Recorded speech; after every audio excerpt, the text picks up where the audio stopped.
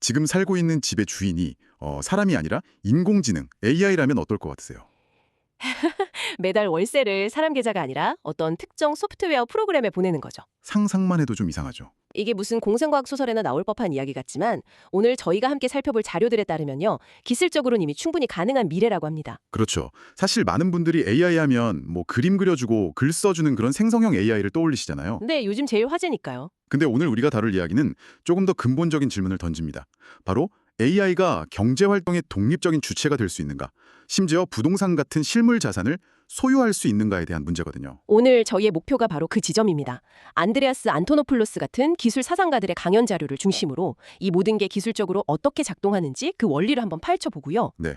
이게 우리가 당연하게 여겼던 소유권이라는 개념 자체에 어떤 거대한 파장을 일으킬지 함께 탐색해보는 겁니다. 좋습니다. 자, 그럼 한번 본격적으로 파고 들어볼까요? 네, 우선 이 거대한 그림을 이해하려면 가장 핵심적인 개념부터 짚고 넘어가야 합니다. 어떤 거죠? 안토노플로스는 비트코인을 단순히 인터넷을 위한 돈이 아니라 이 패러다임을 확 바꿔서 돈을 위한 인터넷이라고 부릅니다. 돈을 위한 인터넷? 네, The Internet of Money. 이 미묘한 차이가 사실 모든 것의 시작입니다. 돈을 위한 인터넷? 그게 좀 와닿지가 않은데요. 그러니까 인터넷은 정보고 돈은 돈이잖아요. 그 둘을 그렇게 연결하는 이유가 뭘까요? 예를 들어 제가 인터넷으로 친구한테 사진을 보내는 건 정보를 복사해서 보내는 거지만 돈을 보내는 건 복사하면 이거 큰일 나지 않습니까? 바로 그 지점이 이 기술의 위대함을 설명해주는 핵심입니다. 아, 과거 인터넷이 등장하기 전을 한번 떠올려 보시죠. 사진을 보내는 팩스 시스템, 편지를 보내는 우편 시스템, 음성을 보내는 전화 시스템. 이게 다 제각각의 네트워크 위에서 돌아갔거든요. 네네, 다 달랐죠. 인터넷은 이 모든 정보의 형태를 데이터 패킷이라는 하나의 표준으로 통합해서 그냥 단일 네트워크로 싹 묶어버렸죠. 아, 그래서 인터넷 프로토콜 그거 하나만 있으면 사진이든 편지든 영상이든 뭐든 보낼 수 있게 된 거군요. 정확합니다. 안토노플로스는 지금의 금융 시스템이 딱 그 인터넷 이전의 통신 시스템과 똑같다고 봐요. 금융 시스템이요? 네, 소액 결제를 위한 신용카드망, 기업 간 거액 결제를 위한 은행망, 또 국가 간 소금을 위한 스위프트망. 이게 다 분리되어 있고 서로 말이 안 통하는 섬들처럼 존재하죠. 아, 듣고 보니 그러네요. 그런데 비트코인과 블록체인 기술이 등장하면서 역사상 처음으로 디지털 세상에서 복제 불가능한 원본을 만들어낼 수 있게 된 겁니다. 방금 말씀하신 그 돈 복사 문제를 기술적으로 해결한 거죠. 그게 바로 블록체인의 역할이군요. 모든 거래 기록을 쫙 분산된 장부에 기록하고 서로 검증하게 해서 누군가 돈을 복사하려고 하면 네트워크 전체가 이거 가짜네? 하고 거부해버리는 방식 말이죠. 맞습니다. 그래서 비트코인은 그냥 디지털 동전이 아니고요. 전 세계의 모든 가치를 중개인 없이 허가 없이 하나의 프로토콜로 전송할 수 있는 거대한 인프라, 즉 돈의 인터넷이 될 수 있다는 겁니다. 와, 인터넷이 정보의 고속도로를 깔았다면 블록체인은 가치의 고속도로를 까는 기술인 셈이죠. 알겠습니다. 가치를 전달하는 새로운 인터넷이 깔렸다. 이건 이해가 됐습니다. 그럼 이제 진짜 본론으로 들어가서 이 가치의 고속도로 위로 집이나 자동차 같은 현실 세계의 자산은 대체 어떻게 올라올 수 있는 걸까요? 여기서 토큰화라는 개념이 등장하는 것 같군요. 네, 바로 그 토큰화가 현실 세계와 디지털 세계를 연결하는 다리라고 보시면 됩니다. 다리요? 네, 안토노폴로스는 블록체인 위의 토큰이 현실 세계의 특정 자산에 대한 소유권이나 통제권을 대표할 수 있다고 설명합니다. 예를 들면 강남 아파트 101동 505호 소유권 토큰, 아예 그렇게요? 네, 아니면 내 테슬라 자동차의 제어 키 토큰, 이런 걸 만드는 거죠. 그럼 그 토큰이 일종의 디지털 등기부등본이나 뭐 자동차 키 역할을 하는 거네요. 그렇죠. 근데 지금도 전자문서 같은 건 있잖아요. 굳이 이걸 블록체인 토큰으로 만드는 이유가 있나요? 아주 좋은 질문입니다. 결정적인 차이는 신뢰의 주체가 달라진다는 데 있습니다. 신뢰의 주체요? 네, 지금의 전자문서는 정부나 은행 같은 어떤 중앙기관이 이 문서 진짜임 하고 보증을 해줘야 효력이 생기잖아요. 그렇죠. 도장을 찍어줘야죠. 하지만 블록체인 토큰은 그런 중앙기관이 전혀 필요 없습니다. 네트워크 자체가 암호학적으로 그 토큰의 유일성과 소유권을 그냥 증명해 주거든요. 소유권을 이전하는 방식도 그럼 완전히 달라지겠군요. 지금은 집 하려면 부동산 가서 계약서 쓰고 뭐 법무사 고용해서 등기소에 서류 내고 엄청 복잡하잖아요. 그렇죠. 하지만 토큰화된 세상에서는 그냥 자동차 제어 키 토큰을 스마트폰으로 상대방한테 전송하면 그걸로 끝입니다. 그냥 보내면요. 네. 거래는 국경을 넘어서 몇 초 만에 완료되고요. 자동차는 새로운 주인의 키 토큰을 스스로 검증한 뒤에 바로 시동을 걸 수 있게 해주는 거죠. 와. 인간의 허락이나 기관의 승인, 심지어 뭐 은행 영업시간 이런 것도 필요 없는 순수한 기술적 신뢰에 기반한 소유권 이전이 일어나는 겁니다. 듣고 보니 정말 효율적이긴 하네요. 그런데 이 이야기를 따라가다 보니까 정말 근본적이고 좀 기묘한 질문이 떠오릅니다. 어떤 거죠? 안토노플로스가 지적한 것처럼 이 네트워크는 토큰의 주인이 사람인지, 냉장고인지, 아니면 자율주행 자동차인지 전혀 신경 쓰지 않는다. 이 점 말입니다. 이게 대체 무슨 의미인가요?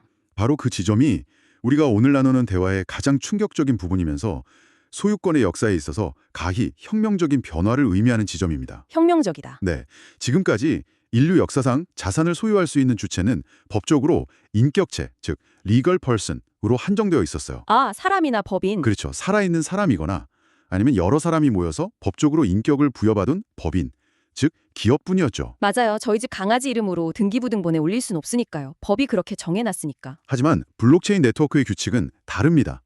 네트워크는 소유주의 주민등록번호나 법인등록번호를 묻지 않아요. 아, 국적, 나이, 성별, 심지어 생물인지 무생물인지조차 관심이 없어요. 네트워크가 검증하는 유일한 사실은 이 거래에 서명한 주체가 해당 자산에 대한 암호화된 키, 프라이빗 키를 가지고 있는가 그거 하나뿐입니다. 잠깐만요. 그렇다면 만약 어떤 소프트웨어 프로그램, 그러니까 AI 에이전트가 그 개인 키를 자체적으로 생성하고 안전하게 보관하고 있다면 네. 네트워크의 관점에서는 그 AI가 곧 자산의 완전한 소유주가 된다는 의미군요. 바로 그겁니다. 법적으로는 아직 아닐지 몰라도 기술적으로는 이미 완벽한 소유주가 되는 겁니다. 누구도 네트워크상에서 그 AI의 소유권을 뺏거나 거래를 막을 수가 없어요. 와, 시나리오를 좀 더 구체적으로 상상해보고 싶어지네요. 예를 들어 AI가 건물주가 된다는 건 구체적으로 어떻게 작동하는 걸까요? 조금 더 구체적으로 상상해보면 이렇습니다. 어떤 AI 에이전트가 빌딩 소유권 토큰을 자신의 디지털 지갑에 보관하고 있다고 가정해보죠. 네. 이 AI는 임차인들한테 매달 월세를 비트코인으로 받도록 프로그래밍 되어 있습니다. 그러던 어느 날 건물 외벽의 센서가 미세한 균열을 감지해요. 사람이 발견하기도 전에 기계가 먼저 하는 거군요. 그렇죠. 그럼 AI는 즉시 수리작업 명세가 담긴 스마트 계약을 네트워크에 공개 입찰로 올립니다. 외벽 균열 보수, 예산 5 비트코인 이런 식으로요. 하하, 재밌네요. 네, 여러 수리업체가 입찰하면 AI는 과거 평판 점수나 가격 같은 데이터를 쫙 분석해서 최적의 업체를 자동으로 선정하고 계약을 체결합니다. 알아서요? 네, 그리고 수리가 끝나고 건물에 설치된 드론이 촬영한 사진으로 작업 완료가 확인되면 AI가 스마트 계약에 따라서 자동으로 수리 대금을 지불하는 시기죠. 이 모든 과정에 인간 관리자의 승인이나 개입이 전혀 필요 없게 되는 거네요. 전혀요. 심지어 감정적인 판단도 없으니까 월세가 단 1초라도 늦으면 스마트 계약에 따라서 예외 없이 현관 도어락 비밀번호를 바꿔버릴 수도 있겠군요. 충분히 가능한 시나리오죠. 이건 단순히 업무 자동화를 넘어선 겁니다. 네.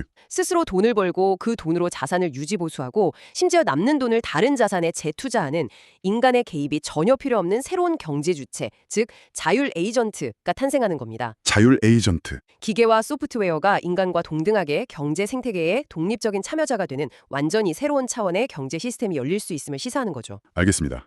기술적인 그림은 대충 그려지는데 듣다 보니까 가장 근본적인 걱정이 생기네요. 어떤 거죠? 이 모든 시스템이 과연 안전한가 하는 문제입니다. 아무리 기술이 좋아도 해킹 한 발이면 모든 게 끝나는 거 아닌가요? 아, 그렇죠. 실제로 안토노플로스의 강연에서도 비트파이넥스 같은 대형 거래소 해킹 사건에 대한 질문이 나왔습니다. 수많은 사람들의 자산이 순식간에 사라졌잖아요. 당연히 나올 수밖에 없는 그리고 아주 중요한 질문입니다. 그리고 안토노플로스는 이 문제의 본질이 비트코인이라는 기술 자체의 결함이 아니라 우리의 낡은 습관에 있다고 아주 명확하게 지적합니다. 낡은 습관이요? 네, 그는 이걸 스퀘어모픽 디자인이라는 개념으로 설명하는데요. 예. 스퀘어모픽 디자인, 그게 뭔가요? 좀 어려운데요. 예를 들어 스마트폰 초창기 시절의 메모장 앱 디자인이 실제 노란색 메모지처럼 찢어진 종이 질감으로 되어 있었던 거 기억나시나요? 아, 네네, 기억나요. 그게 바로 스퀘어모피즘입니다. 새로운 기술을 사람들이 좀 친숙하게 받아들이도록 과거의 형태를 흉내내는 거죠. 네, 그래서 조종하려고 했던 것과 같은 실수라는 거예요. 아, 새로운 기술이 가진 본질적인 장점을 이해 못하고 과거의 익숙한 틀에 억지로 끼워 맞추려는 시도라는 거군요. 정확합니다. 비트코인의 본질은 개인이 자기 자산을 완벽하게 통제할 수 있는 탈중앙화된 화폐거든요. 그렇죠. 그런데 사람들이 이 혁명적인 시스템을 접하자마자 가장 먼저 한 일이 무엇이었을까요? 바로 자기 비트코인을 은행처럼 대신 보관해주는 중앙화된 기관, 즉 암호화폐 거래소를 다시 만든 겁니다. 아, 우리는 탈중앙화된 돈을 다시 중앙화된 금고에 맡기는 좀 어처구니 없는 실수를 반복한 거죠. 그 비유를 들으니까 소름이 돋네요. 결국 우리가 편리하다고 생각했던 그 거래소라는 존재 자체가 이 기술의 핵심 철학과 정반대되는 중앙화된 단일 실패 지점을 스스로 만들어버린 셈이군요. 바로 그겁니다. 해커 입장에서 한번 생각해 보세요. 100만 명의 개인 디지털 지갑을 해킹하려면 100만 번의 서로 다른 공격을 성공시켜야 합니다. 이건 거의 불가능에 가깝죠. 하나하나 다 뚫어야 되니까. 그렇죠. 하지만 그 100만 명의 돈이 모두 모여 있는 거래소 한 곳을 해킹하는 건 단 하나의 거대한 금고만 뚫으면 되는 일입니다. 해커들한테는 그야말로 거대한 꿀단지를 만들어준 셈이죠. 아, 비트파이넥스를 포함한 역사상 거의 모든 해킹 사건은 비트코인 네트워크 자체가 뚫린 게 아니라 바로 이 중앙화된 꿀단지들이 털린 사건입니다. 결국 당신의 키가 당신의 돈이다. Your keys, your bitcoin.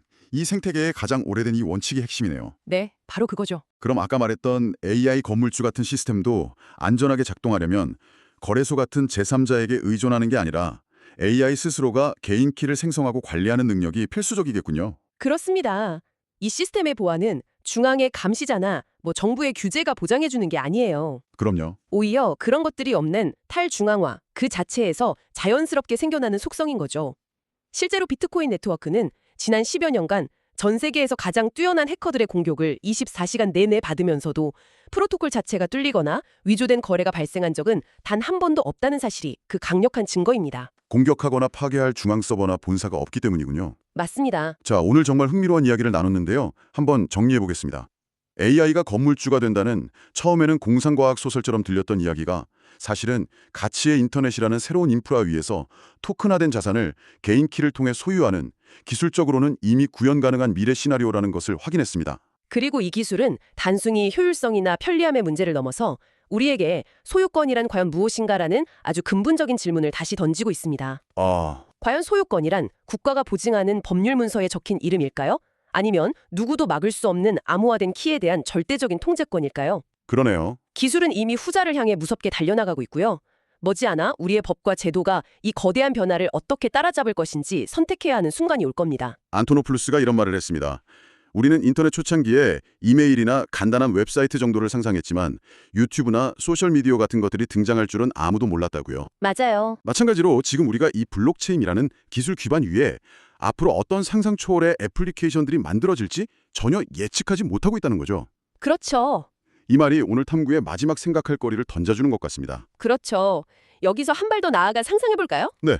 만약 AI 한 대가 빌딩 하나를 소유할 수 있다면 국경도 없고 신원도 알 수 없는 수많은 사람들과 또 다른 AI들이 함께 투자해서 구성된 탈중앙화 자율조직, 즉 DAO가 도시 전체의 전력망이나 수도 시스템 같은 거대한 인프라를 소유하고 운영하는 것도 불가능한 일은 아닐 겁니다. 정말 엄청난 질문이네요. 그렇게 도시의 핵심적인 사회 기반 시설이 더 이상 국가나 특정 기업이 아닌 인간의 개입 없이 스스로 작동하는 자율적인 시스템에 의해 과시되는 세상이 온다면 그때 시민의 역할이나 국가라는 공동체의 기능은 과연 어떻게 재정이 되어야 할까요? 참 어려운 문제죠. 오늘 탐구는 여기서 마치지만 진짜 이야기는 어쩌면 이제부터 시작인 것 같습니다.